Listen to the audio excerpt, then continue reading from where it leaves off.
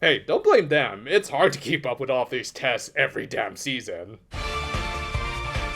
Cobra for this one featured the Ojamajo participating in what, as we just showed, was their first baking exam and serving a dish to their judge. Well, just be glad that y'all didn't get judged by Joe, otherwise things would have gotten really awkward. The episode proper then opened with Doremi playing with a baby that I legit mistook for Hana at first because for some reason this show thinks all Asian babies look alike. I mean, yeah, they do, but you shouldn't say it out loud. Though, of course, Momoko was unfamiliar with the main plot point of the previous season. Hana-chan? Yeah, okay, I'll tell him. Yeah, bye.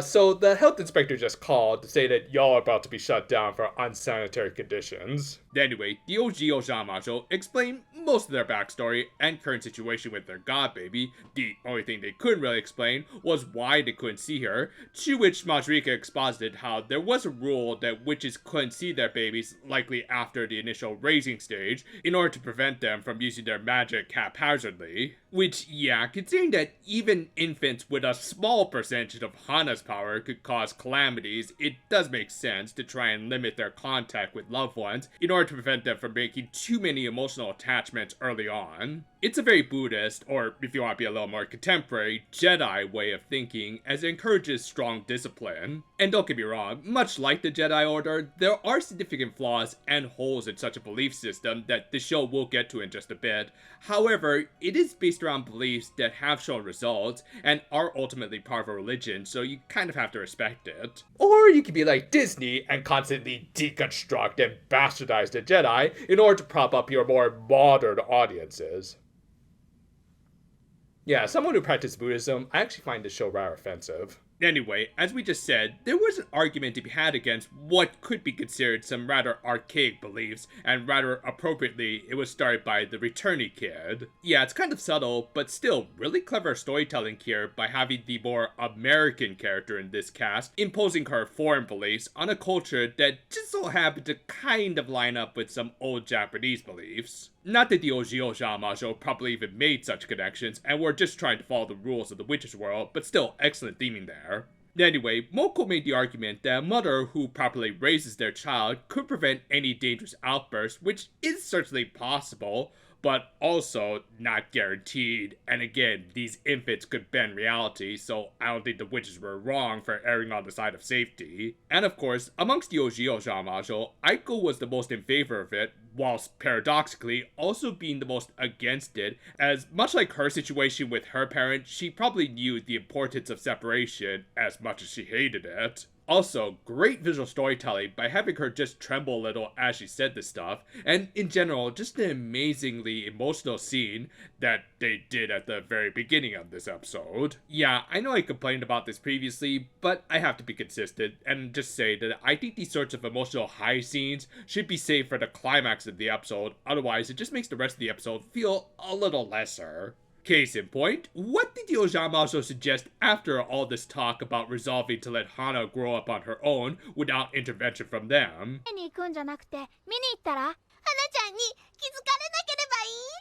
Because yeah, our country is just so known for stalking and damn it, I tried to say that as a joke, but the more I think about it.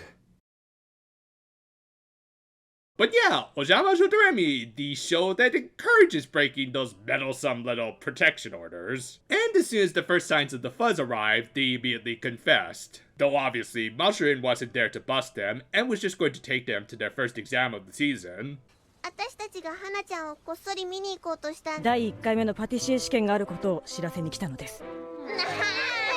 Also, should I be concerned about the fact that you all just admitted to having intentions of stalking? Nope. Okay then. But yeah, after establishing that their objective was to win over the very specific taste of 6 elder witches, the Ojamajo were understandably not too confident that they'd be able to pull it off because, again, 6 cranky Karens. You may as well tell them to try and cook for an army of Gordon Ramsays. Still, they made their way to the witch's world, along with a shopping list for some more ingredients. At the exam, they really did just kind of turn it into an episode of MasterChef, complete with a cranky judge named Majo Miller, who also happened to be the headmaster at the witch kindergarten that Hana was at. Of course, and kind of rightfully, she told the Ojamajo not to ask about it and just focus on their test, which at first seemed simple enough as they just needed to make some scones. That is until she asked them to make ones exactly like what she ate in London 200 years prior. このスコーンってロンドンのどこで食べたものなんですか？自分で調べなさい。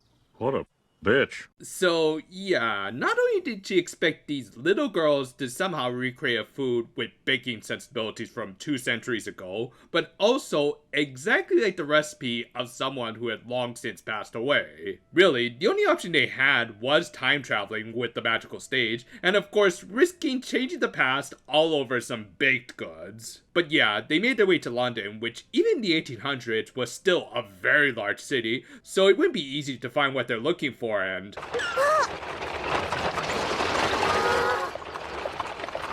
All too easy. Like, maybe the magical stage purposely dropped them near the past Marshall Miller, even though they told it just to send them back in time. Well, whatever, they followed their future examiner. I do say, Josepher, that red stallion does appear to have some red growths growing out of its head. Yes, we should slay it before it spreads another plague. Yes, verily.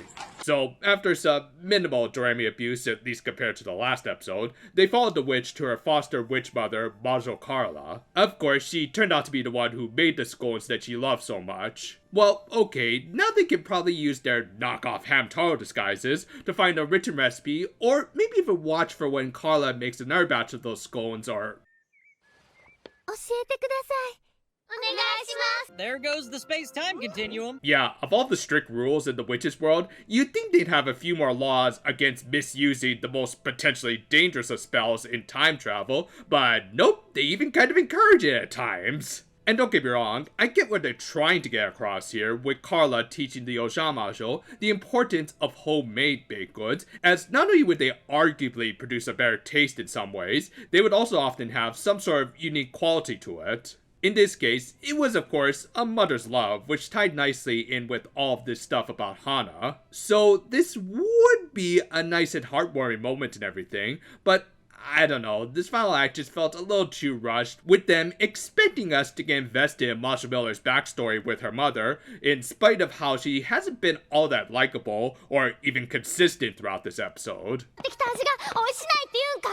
何？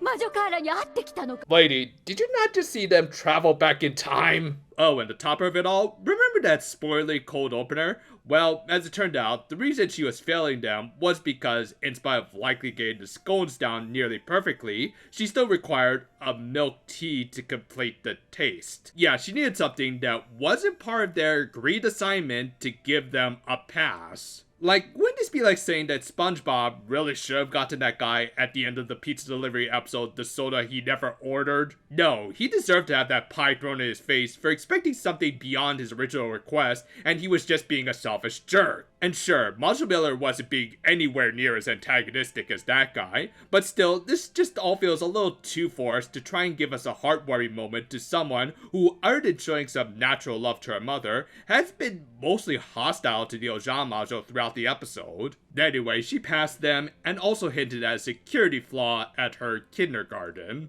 あなたを魔女幼稚園の園長にしたのは間違っていなかったようですね。 Yeah, I'm going to have to disagree with you there, Queenie. With that, and after having Momoko take care of the grocery shopping for them, the episode ended, tragically enough, with the Ojamajo nearly making contact with Hana, but hiding at the last minute for her sake. So, yeah, this episode actually had a strong beginning and ending, but the stuff in the middle was just kind of...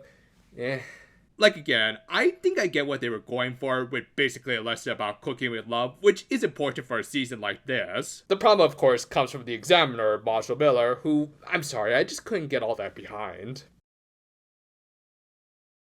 I'll admit, maybe it's my fault for being a bit of an overthinker, but I just couldn't feel sympathy for Marshall Miller by the end, after she made the Ojamajo complete her ridiculous and kind of unfair requests. Like, not only did she practically require them to go back in time in order to learn Marshall Carla's recipe, but she was also going to fail them had they not provided her with milk tea that she never requested. Like, I get that she probably didn't even realize that she wanted to eat her scones with tea, but at that point, you could also see that she was looking for any reason to fail failed the Ojamajo, as the scone by itself should have at least covered 90% of the original taste. On top of that, I just don't think we got to know her well enough to feel sympathy for her at the end. All we really learned about her was that she loved her mother, and while it is sad that she passed away, it didn't exactly make up for her overall kind of prickly attitude. Now, all that said, I did like this episode overall, mostly for the beginning and ending. We already went over how we liked the former for its strong theming and visual storytelling, and the latter was beautifully tragic. It's just that the middle part was, well, mid. The test was ridiculous and required a lot of things to just go in favor of the Ojamajo, and even then it felt a bit rushed. And yet, there were still fun moments like Doremi becoming a horse again, and the baking with Carla were legit good cooking techniques and relaxing to watch. If only the daughter had taken a little more after the mother, then I could have overall said I liked this episode more than I actually did. As always, I hope life is treating you all nicely, and hey, if anything else, at least the weekend is closing in. And when it finally arrives, it's just nice to crack open a few cold ones and maybe binge watch a few new series that you've been meaning to check out, or at least that's what I do. But until next time though, for now my friends, and damn it, did someone leave their sports almanac in the past again?